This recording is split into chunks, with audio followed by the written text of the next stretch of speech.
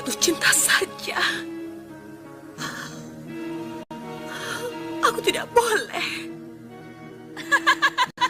Setelah ditolak akan cintanya Nyi Brangah, sang ratu buaya menggalau, karena sang ratu buaya itu menaruh hati pada sang Bayu, hingga sang ratu buaya tersebut terus-menerus meneriaki Bayu Samudera, dan dari kejauhan sang ratu Gendeng Permoni mentertawakannya hingga ia pun sangat kegirangan dan terus-menerus tertawa meneriaki sang Nyi Brangah dalam keadaan tersebut. Hingga Nyi Brangah dengan pedenya berkata siapapun yang memiliki Bayu Samudera ia masih kena kutuk.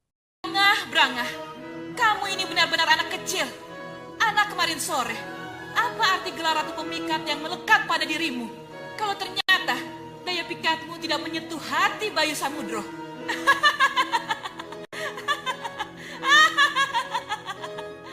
Tapi ketahuilah Brangah, siapapun yang akan memiliki Bayu Samudro, ia tidak akan bisa melepaskan Bayu dari kutukanku. Dia akan tetap membunuh bapaknya sendiri. Dia akan membuat bencana yang tidak akan ada habisnya.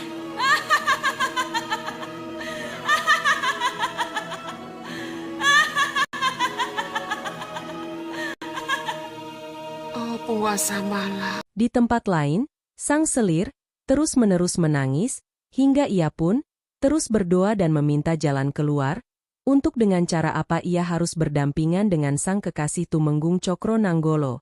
Hingga pada akhirnya tangisannya didengar oleh sang ibundanya yang marah kenapa ia terus-menerus menangis, sampai membuat ibunya bising mendengarnya. Hingga sang Nyi Wingit pun menyuruh cucunya yang bernama Seto Satrio, agar menemui sang ratu buaya Nyi Brangah karena ketampanannya. Ia mampu untuk menggait akan Nyi Brangah, dan ia pun akan memberikan emas kepada sang Seto dan membangun kerajaannya sendiri, dan Nyi Wingit pun pergi.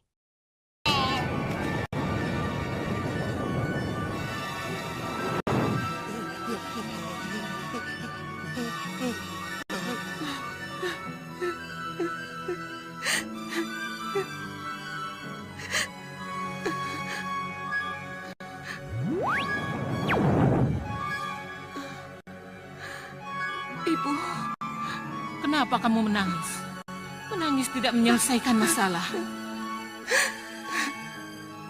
saya cuma bisa menangis, Bu. Sebab untuk mencabut keris dan membunuh saya tidak mampu. Saya tidak berani, Bu, dan tidak akan mengulang lagi. Aku juga tidak akan menyuruhmu mengulanginya. Lalu apa yang harus saya kerjakan agar keinginan Ibu bisa tercapai? Agar saya menjadi Garwa Patni dan Ananda Raden Seto Satrio bisa menjadi pengganti Kanjeng Tumenggung. Peluang ini gelap, Bu. Gelap. Tidak mungkin Raden Seto Satrio bisa bersaing dengan Raden Sombo yang banyak mewarisi bakat ramananya. Dan anak tertua, Bu. Tidak mungkin.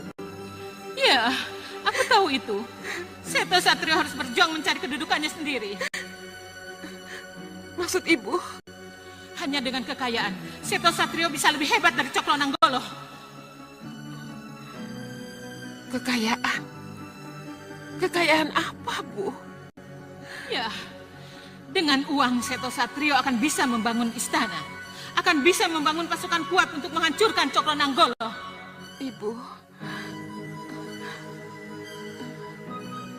Ibu bicara apa? Suruh Seto Satrio ke Nyi Brangah. Niscaya kekayaan berlimpah akan diberikan padanya. Tidak, Bu. Tidak salah yang Ibu maksudkan.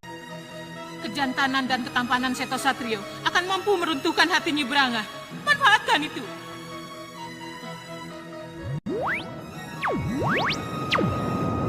Ibu!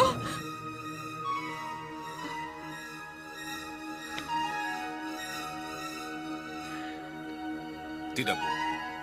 Tidak apa. Hingga pada akhirnya sang ibundanya pun berbicara kepada sang anak dan sang anak sangat setuju dengan saran tersebut, hingga ia bertemu dengan sang kakek. Pada awalnya sang kakek melarang akan hal tersebut, Kemudian Sang Nyi Wingit datang dan ia haruslah melaksanakan perintahnya hingga ia pun setuju untuk menemani cucunya dan mengantarkan sang cucu ke tempat Nyi Brangah. Apa aku tidak salah dengar ini? Iya, saya akan ke sana. Saya mohon kakek mau mengantar saya. Tapi apa ini tidak keliru? Tidak, Kek. Tekad saya sudah bulat. Dengar, nenekmu Nyi Wingit sudah sesat. Jadi pengikut Gedeng Permoni. Nah, sekarang Raden mau ke Nyi Brangah.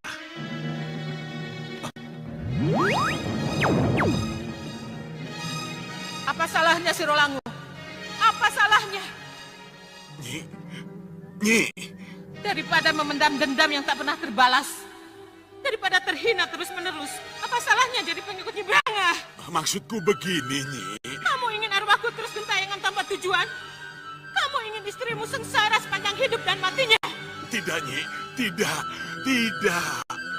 Kalau begitu, antar cucumu ke Selolumutan. Iya, Nyi. Iya, aku mau.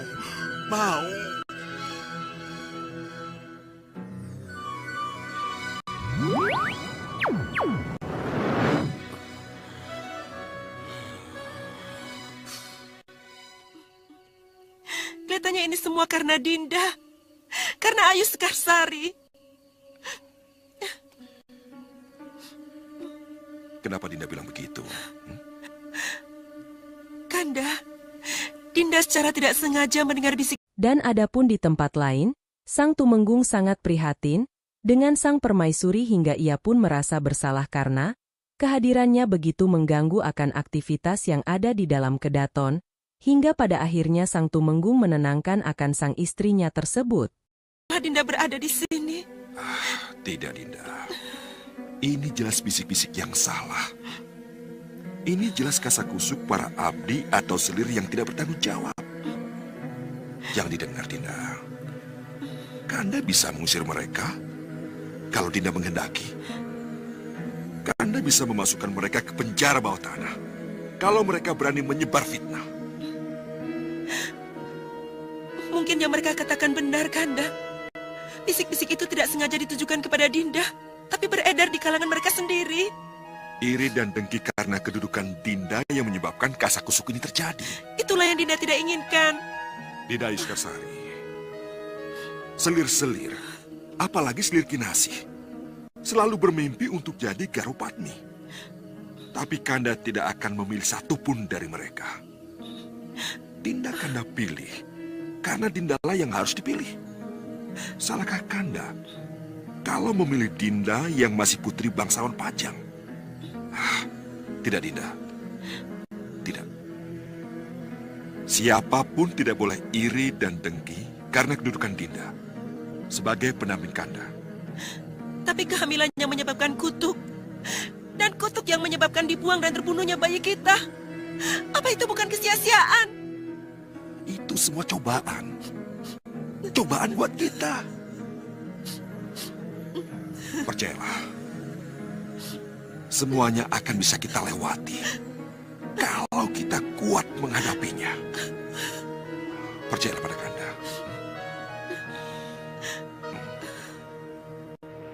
Beralih ke tempat Nyi Roro Kidul, ia pun mempersiapkan sang anaknya yang bernama Bayu Samudro untuk menjalankan tugasnya sebagai pemimpin kesatria di masa depan, yang mana Nyi Roro Kidul akan melepas putra angkatnya tersebut untuk menjadi kesatria dan membela kebenaran hingga sang pengikut Ratu Kidul, 2 orang dari pasukannya, menjadi penjaga Sang Bayu Samudera.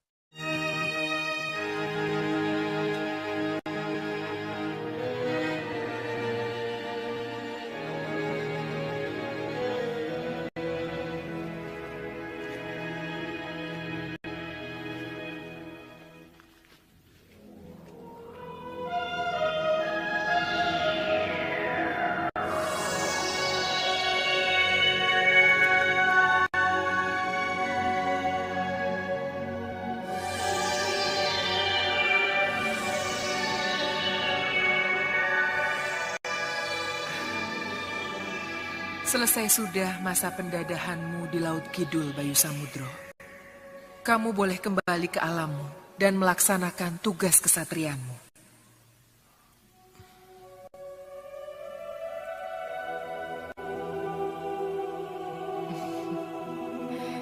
Ini milikmu waktu kecil. Wayang Suket ini akan membuka mata mereka dan bisa menerimamu kembali.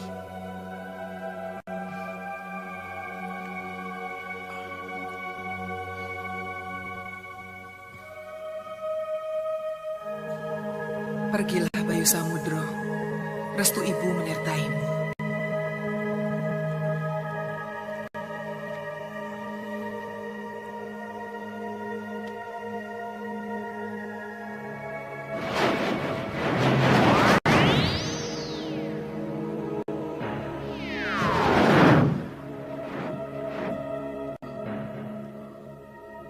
Guru Tapak Musti?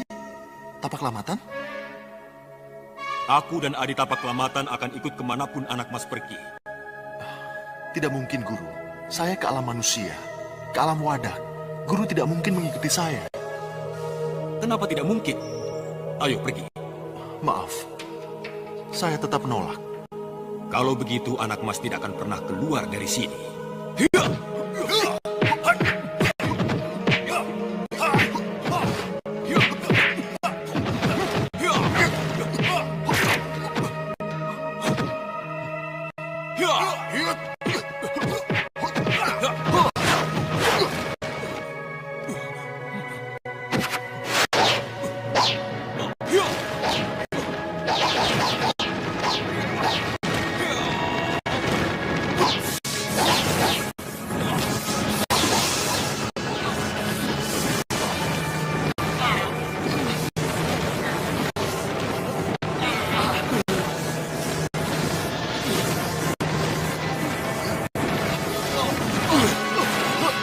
Ya, inilah yang kutunggu-tunggu. Aku telah masuk dan menyatu ke dalam telapak tangan kirimu, anak mas. Jangan khawatir. Dengan selalu adanya tapak musti di tangan kirimu, maka kekuatan dahsyatmu akan bertambah sempurna. Terima kasih, anak mas. Tapak musti akan selalu bersamamu. Tapak Musti? Ya, aku juga akan menyusulmu, Tapak Musti.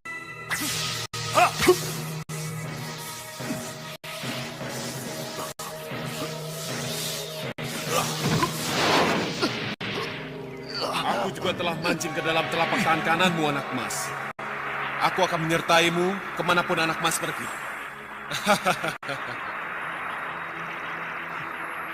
Tapak Lamatan. Mereka sengaja mancing dan menyatu. Mereka akan selalu melindungimu, menjadi pengawal abadi. Tetapi kalau kau salah gunakan, mereka akan pergi dan meninggalkanmu. Selamat jalan, anakku.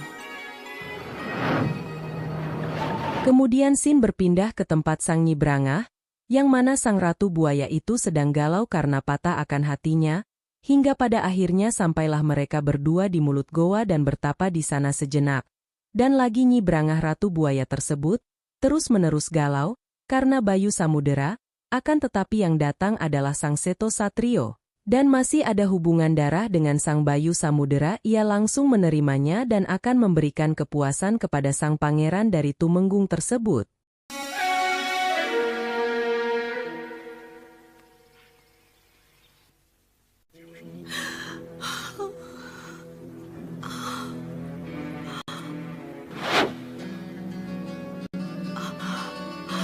Bayu Samudro.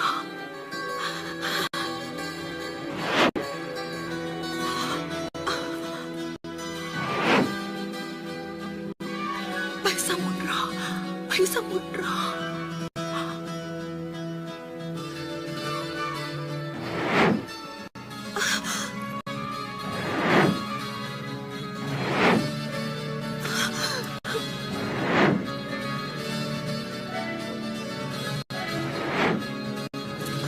Bayu Samudro.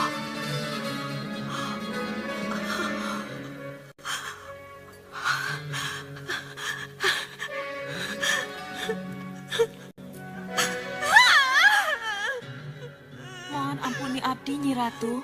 Ada seorang pemuda gagah datang. Jangan ganggu aku. Mohon diketahui, pemuda ini masih saudara-sedara dengan Raden Bayu Samudro. Saudara, sedara dengan Bayu Samudro. Kesinggihan dawu, Nyi Ratu. Saudara-saudara? Iya, namanya Raden Seto Satrio. Seto Satrio? Iya.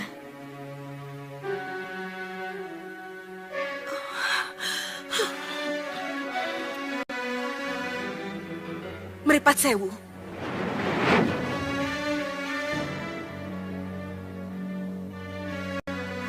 Ingat, jangan sekali-sekali menoleh ke belakang. Bulatkan tekadmu. Ya? Iya, saya akan masuk.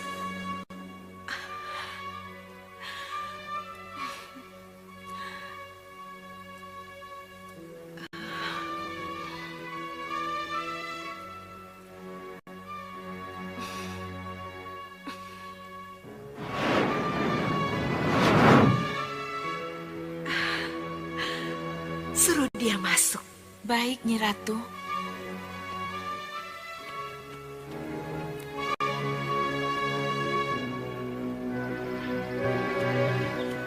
Kerisnya, Raden. Keris tidak boleh dibawa masuk.